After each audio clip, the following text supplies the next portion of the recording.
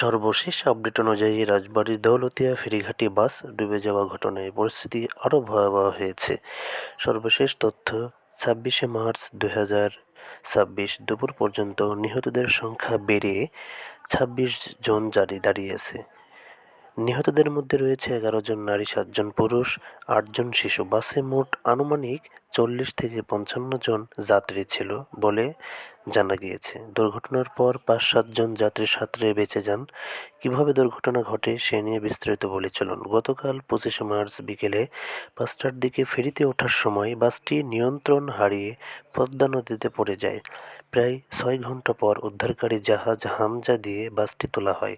উদ্ধার ও তদন্ততে ছিলেন ডুবুরি দল এখনও উদ্ধার অভিযান চালিয়ে সকাল পর্যন্ত চলেছে। নিহতদের অধিকাংশদের মরদেহ স্বজনদের কাছে পাঠানো হয়েছে। দুর্ঘটনার কারণ জানতে তদন্ত কমিটি গঠন করা হয়েছে। এটা এখন পর্যন্ত বড় ধরনের সড়ক দুর্ঘটনা হিসেবে ধারণা করা হচ্ছে। এই নিহতদের সংখ্যা ধীরে ধীরে বাড়ছে। এখন সর্বশেষ হিসাব 26 জন নিহতদের খোঁজ পাওয়া গিয়েছে।